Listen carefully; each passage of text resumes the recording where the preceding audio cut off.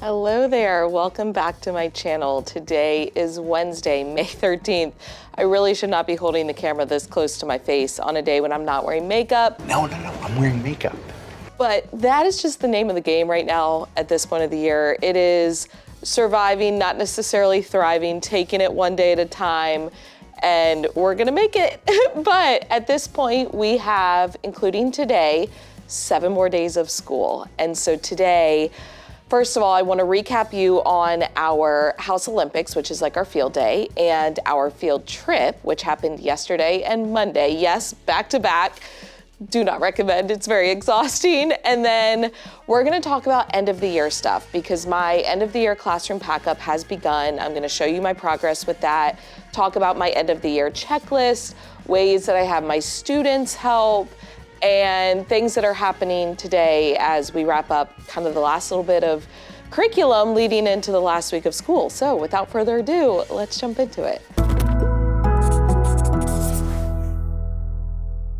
So as I mentioned at the beginning of this vlog, this week thus far has been a little overwhelming, although it was not originally planned this way. We had our House Olympics, which is essentially our field day, on Monday, but that was a rescheduled date because the first date got rained out. As a result, we had back-to-back field day followed by field trip, which if you're a teacher, I don't think I even need to say anymore because it was an exhausting 2 days to have back-to-back, especially at this point of the end of the school year, but we made it and we had a great time overall. So Monday for our House Olympics day, I did not really have any quote unquote instruction other than reviewing for tests that we're gonna be taking today. So we're in the midst of our 10-day summer countdown. If you want the details on that, go back and watch my prior vlog because I walk you through all of the slides, all of the days, the materials, everything. But Monday's countdown activity was board and card game time.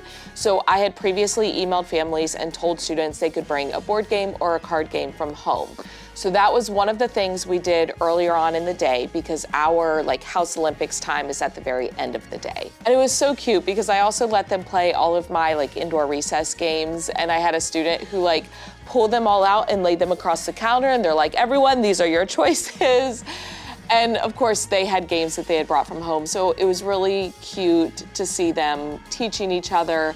I will say probably the most popular game amongst my students, and I have 2 decks of cards, is Taco Cat Goat Cheese Pizza, which I discovered because someone, I think, gifted the game to me. If you have never played Taco Cat Goat Cheese Pizza, it's really fun. It's great to play for adults, it's great to play for kids. You can play in a small group, a big group.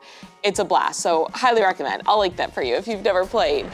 But in addition to the board game and card game time, we reviewed for our science test, and typically when we review, we play Trasketball, which, this is my Trasketball bin. Now, this is a trash can that's shaped like a basketball hoop. I got it from Bed Bath & Beyond, but you can find similar ones at Walmart, and you can even find smaller versions at dollar stores.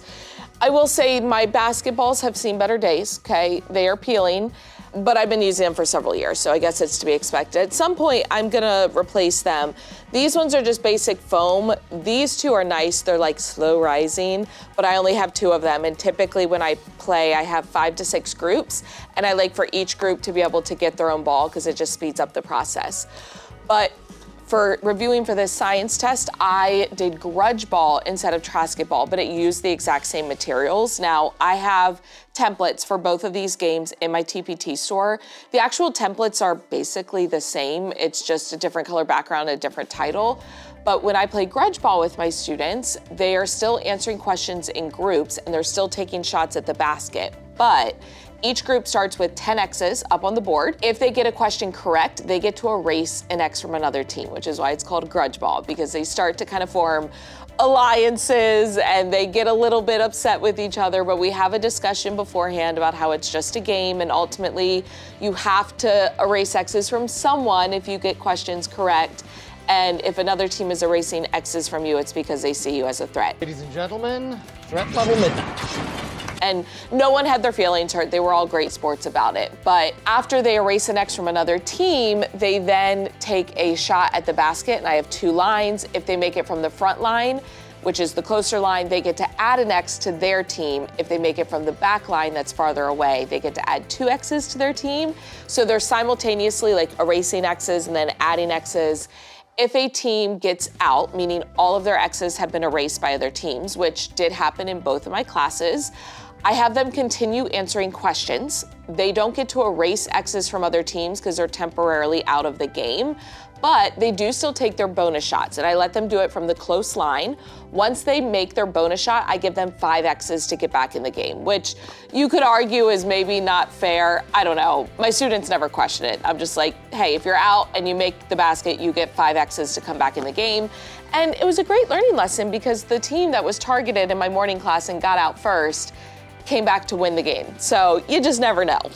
But that was a hit because it was a simple game, very similar to what we've played before, so it didn't take that long to go through the directions, but it added novelty. And I feel like this time of year you need ways to add novelty because things just kind of get stale and stagnant because you've been doing them all year long. So that was fun. Other than that, we had a tug of war competition amongst the grade level. This is something that happens every House Olympics Day. It's kind of a bracket system. But of course, because we have 6 classes, it gets kind of wonky because basically my class competed against another class and the winner moved on. 2 other classes competed against each other and the winner moved on. But then that winner had to face one of the other classes that was fresh because we have 6 classes and it's just kind of how it works out. So ultimately, it's never completely fair. My class did not make it past the first round despite my efforts trying to help them. But we also were at a disadvantage because we have House Council members, which are basically members that were elected within our houses that serve extra roles. So like flag bearer and Speaker of the House and those types of things.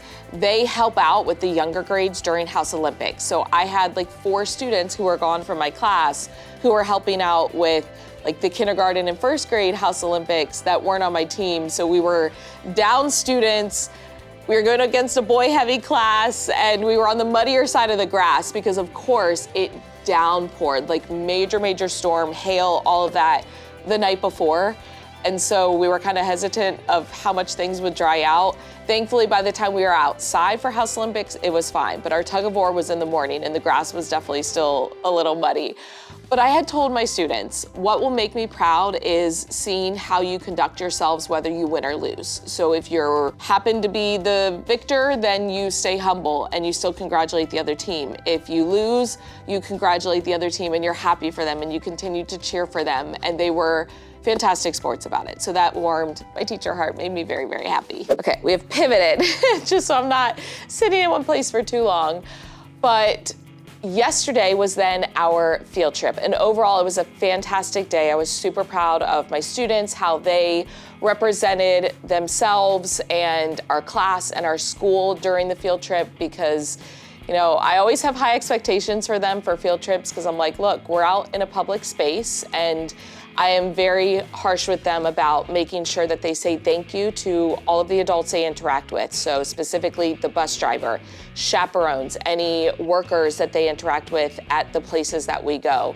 And they did a great job with that. And we got lots of compliments, which made me happy. But it is a hectic day because all of the classes are on different schedules. Basically, we go downtown to the Capitol building, but we have staggered start times for our tours. And so some of us are eating lunch before we go tour the Capitol. Some of us eat lunch after we tour the Capitol. And then we all go and enter the Bob Bullock, which is kind of like a Texas State History Museum, together. But as a result, it gets kind of wonky communicating with chaperones because if chaperones talk to a chaperone in another class, they're gonna have different information and different schedules. And then also trying to like pile onto buses is confusing. So we took 3 buses. So we basically team up with our switch teacher. So my switch teacher and I were together on one bus. But then once we got to the Capitol, we were splitting because she had to go do a tour and then eat lunch after. I was eating lunch with my students before, But then we also have to split classes for the tours because we have 4 tours and 6 classes. So each tour gets a class and a half. So I had half of another class joining us, and it makes for a little bit of a hectic time. But that being said, I think my students really enjoyed it, and I enjoyed it more this year because I taught social studies. I was able to pick up on a lot more things, and of course I was like snapping pictures because I'm like, ooh, I can add this to the slides for next year. But we got to go into both the Senate chamber and the House chamber at the Capitol. I did have a funny moment because they were looking at the desks that were in the Senate chamber, and the tour guide was talking to them about the inkwells that are on the top of the desk, because these desks are like 100 years old. And so she was asking them, does anyone know what a quill is? And quite a few students raised their hand. She was like, okay, tell me. And bless, I had one student who said, it's a bird. And I said, that's a quail, not a quill. Although a quill uses a feather, so like it's all related, but it was a really cute moment. And then because we ate lunch beforehand, which not really a hack, but just so you all know how we handle lunches, as a school, we have rolling coolers. So each class gets a rolling cooler. When my students came in the morning, I took their lunches and loaded them in the cooler. I had already told students and families to pack lunches in gallon baggies with their names on it, and it needed to be a cold lunch because it was going in the cooler. We could not bring any food or drinks into like the museum and everything, so I had told my students everything has to get thrown away. You can't bring reusable water bottles. But as a result, it made it very easy once we got to the Capitol. I sat them all down on like a concrete area by a monument, went around, gave them each a hand sanitizing wipe, collected that from them, handed out their lunches, and then I was just making laps collecting trash. I put the trash bag right back into the cooler, and then I had arranged with one of the parent chaperones that they were gonna take the cooler from me and drop it back off at school, since the buses dropped us off at the Capitol, but were picking us up at the Bob Bullock. So it's just all the logistics, all the little things that you have to, plan for. But we had to walk over to the Bob Bullock, which we're in downtown Austin, okay? The Bob Bullock and Capitol are very close to each other, but there's construction going on. So you have to like go down to a certain road, cross the street, come back over. And these are like major streets. And thankfully I had explained to the chaperones, I'm like, look, we're all going together because it's like herding squirrels trying to get across, and you're right by a busy highway. So you're like paranoid and trying to block traffic. And then there's another spot where we have to cross the road to get to the Bob Bullock Museum. And of course we're crossing the road, and there's one of those Waymos, like the driverless cars coming. And I'm like, I do not trust these things. So I'm standing in the middle of the road, but it all worked out. And once we got to the Bob Bullock, they just had free time to explore. But we ended up leaving early because last year we had a movie that we were able to see, and this year it was sold out. And so as a result, they had more time around the museum, and it kind of got to the point where we were talking to all the chaperones, and they're like, yeah, we're done.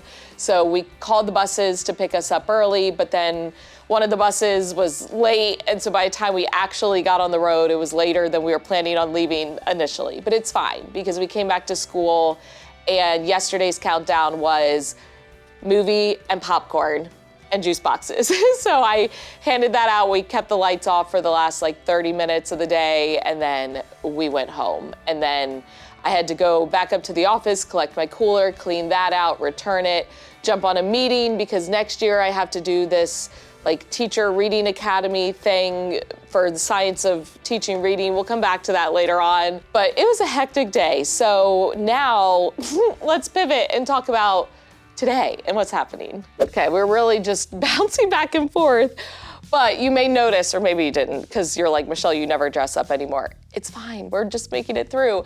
Today, our summer countdown activity is a comfy, cozy day, which can I just say, my team teacher and I planned this well, because knowing how exhausted I am from the past 2 days, getting to put on comfy clothes this morning was like, But I wore my test day shirt, which I got this, I think, on Etsy, so if I can find the link, I will link it for you, but it has my name on it.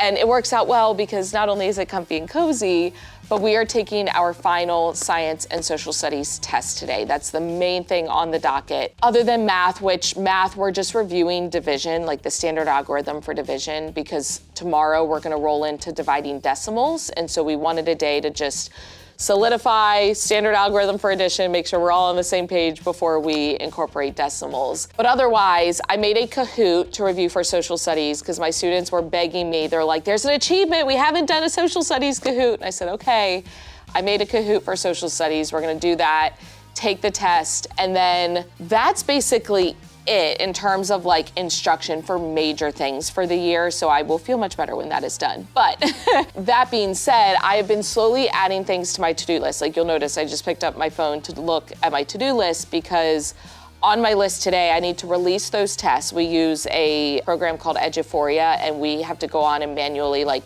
release the test to students when we're ready for it.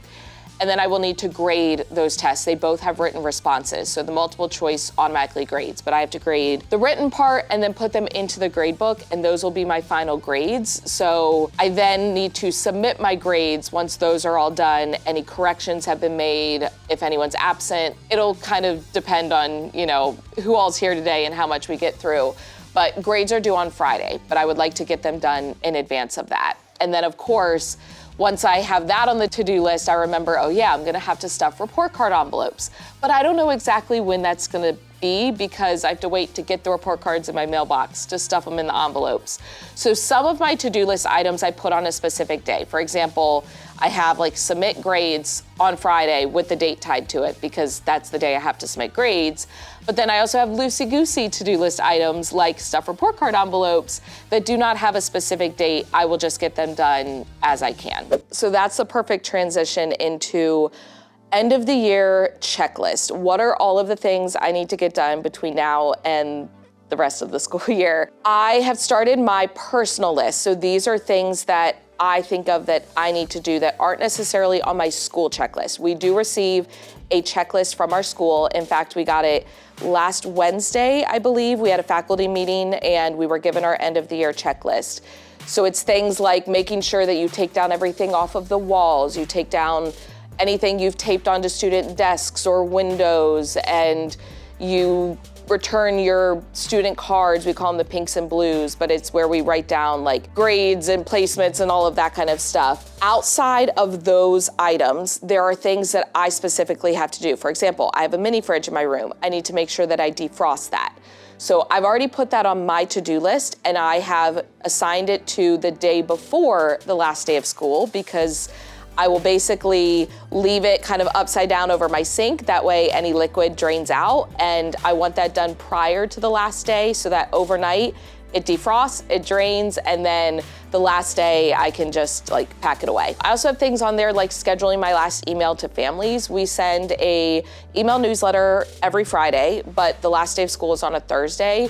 I still send one final email, mostly just thanking families and letting them know like, you know, hey, I'm always here for you if you need me type of thing. I think I saved an email template from last year, but I need to go back and check. And that's something that I can just kind of do between now and then. It's not tied to a specific date. I've also put things on there like writing thank you notes for student gifts because I know that between now and the end of the school year, I will have students who choose to give me a gift and I need to write a thank you note.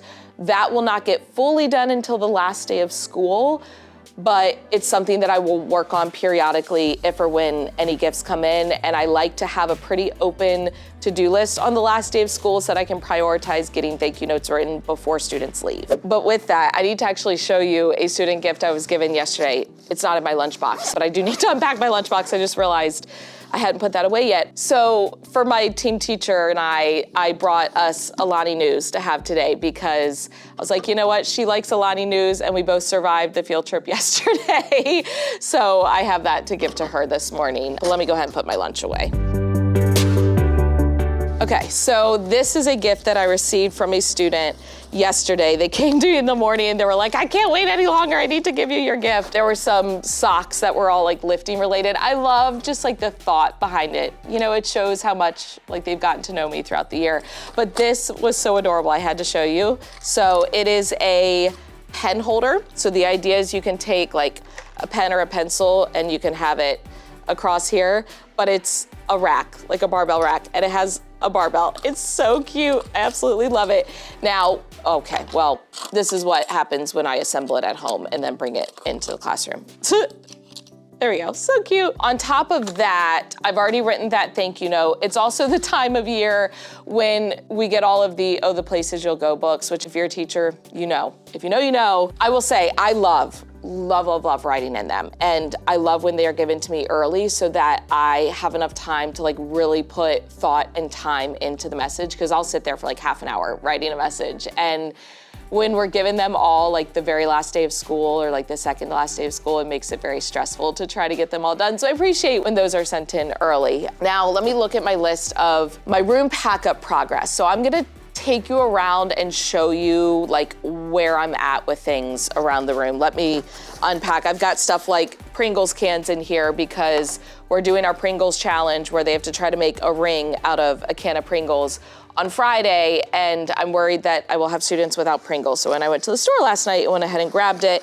And then these are items for room parent gifts that we're gonna assemble later on in this vlog. All right, I mentioned we have to take down everything off of the walls, and that does include the cabinet. So I had labels on all of the cabinets, those have been taken down. I had cards that were stapled by this mirror, that has been taken down. What I call my class family fridge, where I display family pictures from all of my students, as well as artwork and drawings that they make for me, that has all been taken down. Science word wall has come down, and then math word wall has come down. I will be able to leave, for example, this bulletin board up. I will just need to cover it with paper. Same thing with this bookshelf. I will just cover it with paper, but I can leave all of this stuff on the inside. In fact, that's probably something I should do today, is go ahead and grab paper from the lounge. It's just kind of like the typical butcher paper that comes on the big rolls.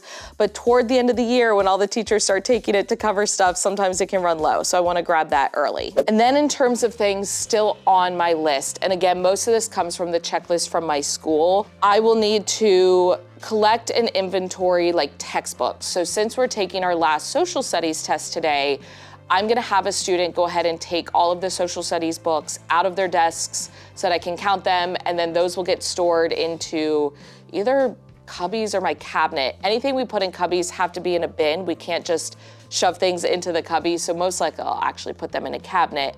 But we're gonna come back to that because I mentioned having students help with things, and I've put together a list because this time of year, there will be students who are done their work early and they're like, can I help you with something? And it's nice to have a go-to list. So we'll come back to that. I will need my students to clean out their cubbies, and we'll wipe everything down, clean out their cubby bins, get those stored away, covering the boards and bookshelf, as I mentioned, and collecting the whiteboards out of their desk. And otherwise, it's just clearing off surfaces and getting stuff packed away. So for example, like all of my math flex games, those will get packed away.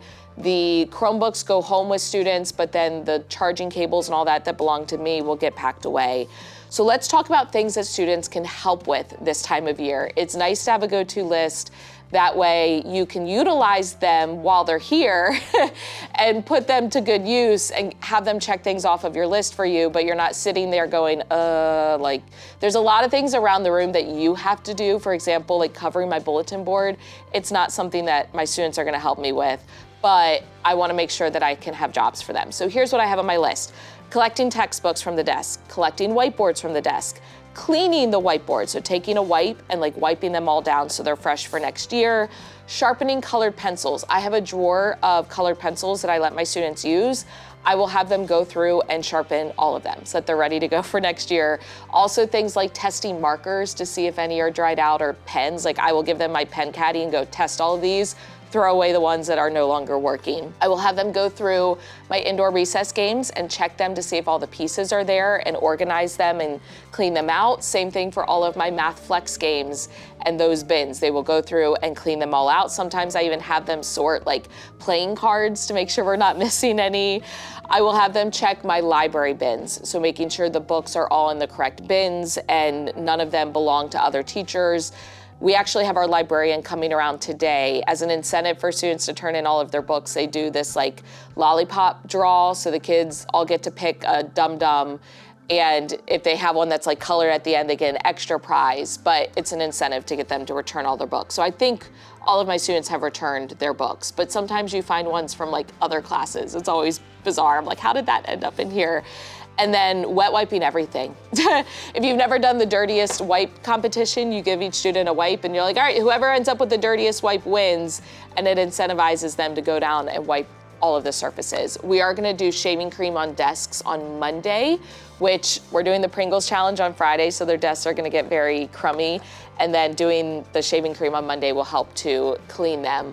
But otherwise, I'll have them wet wipe tables, cubbies, bins, all of the things. Now, last thing I wanted to cover in this vlog is room mom gifts. Now, this is something just extra that I do because I want to say thank you to my room parents, because I have not had room parents in all of my teaching career. Those types of tasks have always fallen on me, so I'm very, very grateful for the support. Now, I'm kind of basing this on the gift I did last year, but slightly different. And obviously there is a blue theme, mostly because that was the color of tissue paper that I found. But here's the inspiration. The tag that goes on it will say, "Thank you for lending a hand. You were the best room mom ever, hands down, Mrs. Emerson." This is the exact same tag I made last year, just in Canva, and I printed it on blue paper. I think last year I did purple. But these bins I got from Walmart. They're just white plastic bins. They actually came in a 2-pack for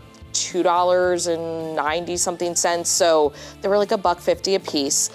Now, I got 2 packs of them. I'm gonna make 3 gift baskets. Initially, I thought I only needed 2 because I had 2 room parents. However, it then dawned on me yesterday that there is another room mom who is technically not my room mom, but that's because she's the coordinator for like the whole school of room moms. And so I wanted to give her a thank you gift as well, even though she wasn't my room mom. She helped out with so much. So I had to go back to Walmart last night and try to get some more supplies. But here is the vision, okay? Let me take all of this out and then we'll go through and I'll kind of explain it.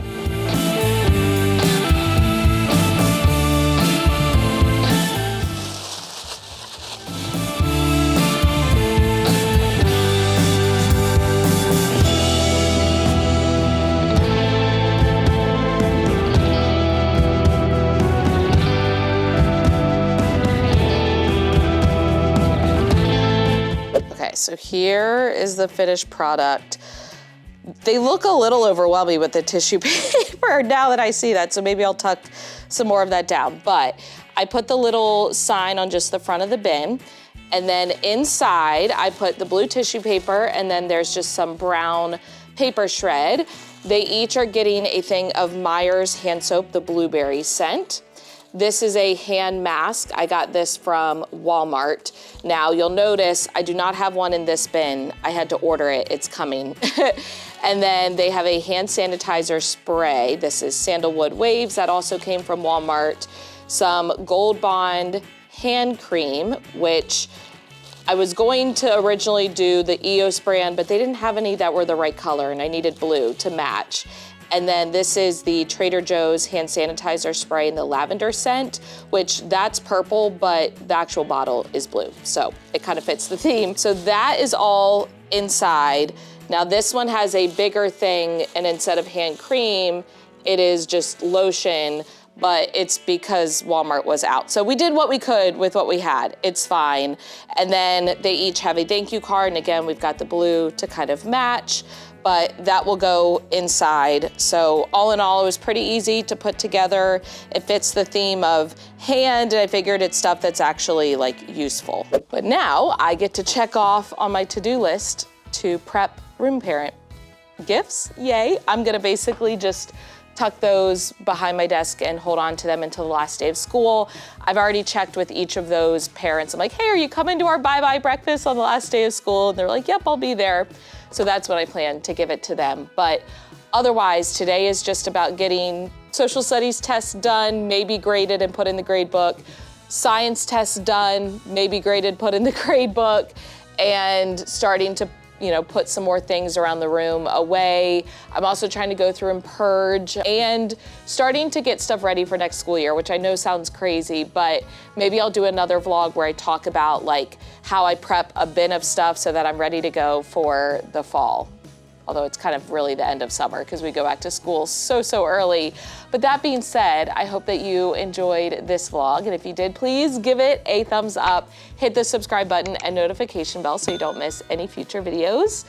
As always, thank you for watching. I love you so much. Don't forget to put your positive pants on, especially comfy cozy day. And I'll catch you in the next one.